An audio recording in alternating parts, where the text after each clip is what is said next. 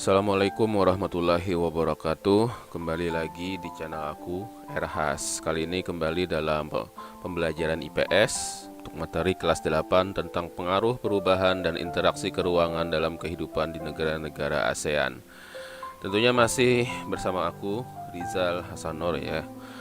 Baik, sebelum kita memulai materi kali ini, kembali aku mengingatkan kalian untuk like, share, dan subscribe channel ini jika kalian belum subscribe. Oke? Baik, langsung aja kita mulai. Nah, materi kali ini tentang pengaruh perkembangan ilmu dan teknologi terhadap perubahan ruang. Nah, seperti yang kita tahu bahwa teknologi itu memiliki peranan yang sangat besar sekali ya dalam kehidupan manusia, terutama dalam hal ini kita akan membahas teknologi transportasi dan teknologi komunikasi. Nah, tentu teknologi transportasi dan komunikasi ini itu dari dulu sampai sekarang sudah mengalami perkembangan yang sangat pesat gitu. Dan dari segi manfaat, teknologi transportasi itu dari dulu ya sampai sekarang itu sebenarnya secara manfaatnya itu tidak banyak berubah gitu ya. Manfaat utamanya itu yaitu untuk memindahkan barang dan manusia dari satu tempat ke tempat yang lain. Itu dari dulu sampai sekarang manfaatnya itu tidak berubah, tapi teknologi transportasinya yang sudah berkembang sedemikian pesatnya. Nah, kemudian untuk teknologi komunikasi dimanfaatkan untuk bertukar informasi. Baik. Nah, kita bahas yang pertama adalah teknologi transportasi ya di sini. Nah, untuk teknologi transportasi ini ditunjang karena memang ilmu pengetahuan yang sudah sedemikian maju ya dan luas sekali gitu, sehingga membuat manusia itu berpikir bagaimana alat transportasi itu semakin nyaman dan cepat. Jadi kata kuncinya itu dua itu, bagaimana transportasi itu nyaman dan cepat ya, terutama cepat ini karena transportasi itu yang sangat diperhatikan itu adalah kecepatan waktunya. Semakin cepat waktu yang diperlukan, maka akan semakin baik sekali transportasi itu kan. Nah, contohnya seperti sekarang itu ada kereta cepat monorail, ya ada pesawat terbang dan ada speedboat serta lain-lainnya gitu ya. Kalau kita kenal di darat itu ada MRT contohnya gitu kan. Nah, kemudian lagi perkembangan sarana transportasi itu membutuhkan ruang sebagai sarana ataupun prasarana, sehingga ada beberapa lahan produktif yang harus dikorbankan untuk beralih fungsi, misalnya menjadi jaringan jalan seperti itu. Ya memang harus ada lahan yang dikorbankan ya sebagai sarana dan prasarana.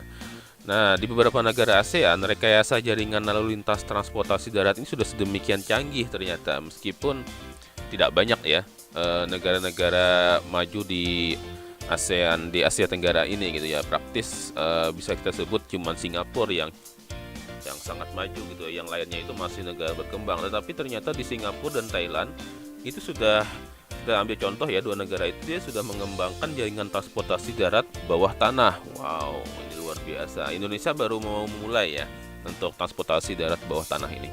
Nah, di masa lalu kita tidak pernah terpikir gitu bahwa transportasi darat itu bisa di bawah tanah.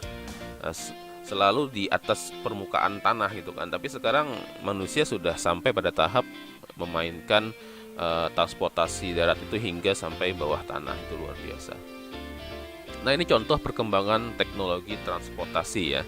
Berawal dari mungkin kalian tahu ya delman gitu ya, kereta kuda gitu. Nah, ini dia berkembang itu menjadi kereta uap atau kita kenal dengan lokomotif ya. Ini tahun lokomotif ini sekitar periode tahun 1900 awal ya. Nah, kemudian sekarang sudah berubah menjadi sebuah kereta api cepat ya yang bertenaga listrik biasanya. Nah, ini tentu lebih cepat dari dua kereta sebelumnya. Nah, kemudian kita masuk pada teknologi komunikasi. Untuk teknologi komunikasi ini yang dimaksud dengan komunikasi itu cara manusia saling berhubungan atau berinteraksi ya. Nah, kemudian teknologi komunikasi memungkinkan informasi dapat menyebar luas dalam waktu yang sangat singkat. Nah, jadi lagi-lagi acuan itu waktu gitu. Sama dengan transportasi tadi, semakin cepat, semakin efisien waktu yang diperlukan itu semakin bagus transportasi itu. Nah sekarang komunikasi pun juga begitu, semakin cepat efisien waktu yang diperlukan maka teknologi komunikasi itu semakin bagus gitu.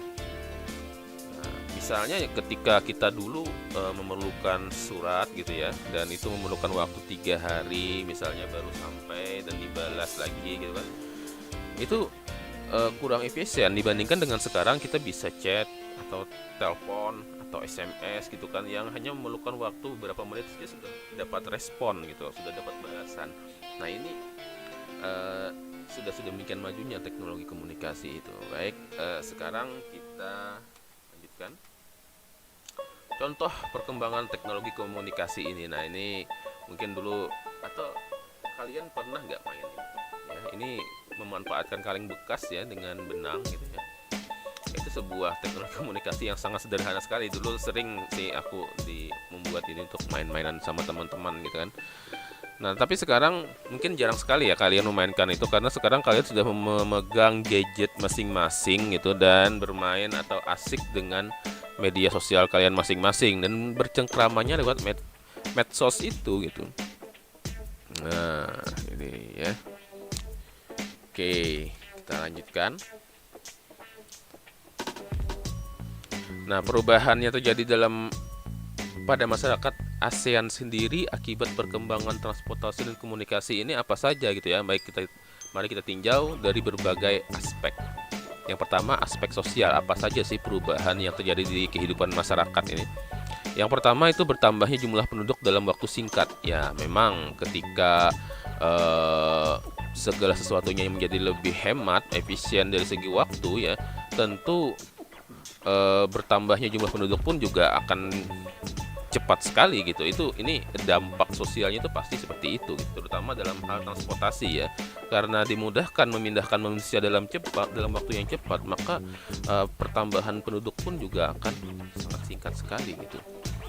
Nah, kemudian kebutuhan transportasi massal semakin tinggi untuk menghindari kemacetan. Ya, contohnya MRT tadi kan, atau kereta bawah tanah. Kereta bawah tanah itu semacam solusi juga ketika di atas permukaan sudah macet ya.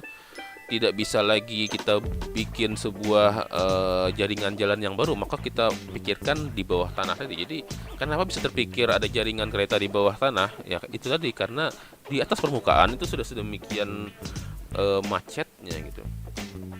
Nah, kemudian maraknya perdagangan manusia. Nah, ini dampak yang negatif ya. Ini negatif sih. Karena memang sekarang perdagangan manusia itu sudah sedemikian majunya, mereka memanfaatkan teknologi komunikasi ya, sehingga mereka memperdagangkan manusia itu via online gitu. Nah, misalnya prostitusi secara online. Nah, ini tentu sebuah dampak negatif juga. Kemudian kerjasama luar negeri semakin mudah ya. Ini kalau dulu kepala negara itu harus selalu melawat ke negara tetangganya untuk melakukan kerjasama, sekarang bisa saja melalui sebuah telekonferensi misalnya seperti itu. Nah, kemudian dalam aspek ekonomi, ini dampaknya diantaranya bertambahnya pendapatan negara dari pajak dan pendapatan dari sewa tempat tinggal. Ya, itu sudah jelas ya. Pasti setiap transportasi maupun komunikasi itu ada pajaknya yang dibebankan gitu, dan itu menjadi pemasukan bagi negara. Kemudian nilai barang lokal meningkat seiring permintaan mata uang asing. Oke. Kemudian selanjutnya barang-barang asing semakin mudah dijangkau. Nah, ini yang mungkin paling kita nikmati ya. Kalau dulu kita mungkin sulit sekali untuk membeli barang dari luar negeri karena kita harus ke luar negeri terlebih dahulu, tapi sekarang kita bisa memesan lewat online gitu. Ada banyak sekali barang-barang dari luar negeri itu yang bisa kita beli secara online sekarang gitu ya, tanpa kita harus ke luar negeri. Nah, itu sangat dimudahkan sekali bagi kita ya.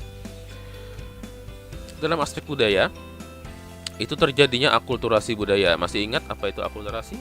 Akulturasi itu pertemuan dua unsur budaya atau lebih ya, sehingga memunculkan sebuah unsur budaya baru tanpa menghilangkan ciri khas atau unsur budaya yang lama. Nah, itu akulturasi.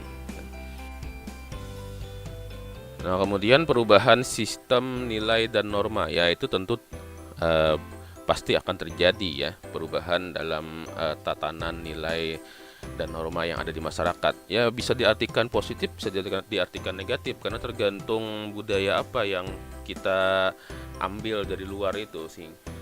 Itu pasti ada dampaknya lah ya. Misalnya dalam tata cara berpakaian atau perilaku itu pasti ada perubahan gitu karena memang semakin banyak yang kita tonton ya semakin banyak yang kita serap gitu. Ini bagian dari teknologi komunikasi sih, kemajuan teknologi komunikasi.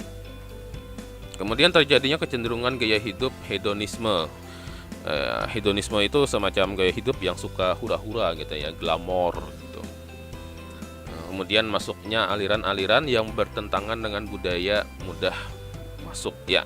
Memang aliran-aliran yang tidak sesuai maksudnya dengan budaya kita itu tentu mudah juga masuk karena kemajuan teknologi komunikasi ya dan informasi gitu itu tentu membuka juga pintu-pintu aliran atau budaya luar itu masuk dengan mudah ke tatanan masyarakat kita. Kemudian dalam aspek keamanan itu ada gangguan kondisi keamanan ya. Misalnya ada orang yang mencoba menghack ya karena dalam jaringan komunikasi itu biasalah gitu. Kemudian narkotika dan obat terlarang semakin mendapat tempat. Ya, memang sekarang sama seperti prostitusi atau perdagangan manusia ya. Narkotika dan obat terlarang ini sekarang juga ada juga yang dijual dengan ya online gitu di pasar-pasar gelap yang lewat internet itu juga cukup sulit dideteksi ya karena memang mereka sangat rapi sekali dalam memainkan perannya di teknologi komunikasi ini gitu. Nah, tapi tentu aparat keamanan kita tidak tinggal diam ya, kita harus terus support mereka untuk memberantas narkotika. Kemudian jaringan kelompok rusuh antar negara semakin mudah diorganisir. Ya, seperti itulah ya. Baik, sampai di sini dulu pembahasan kita, materi kita kali ini. Jika mohon maaf ya kalau terlalu ringkas atau terlalu cepat dan kurang jelas, silakan tinggalkan pertanyaan di kolom komentar, kritik maupun saran juga silakan tuliskan di kolom komentar. Jangan lupa like, share, dan subscribe jika kalian suka dengan channel ini. Sampai jumpa lagi dalam pertemuan selanjutnya. Assalamualaikum warahmatullahi wabarakatuh.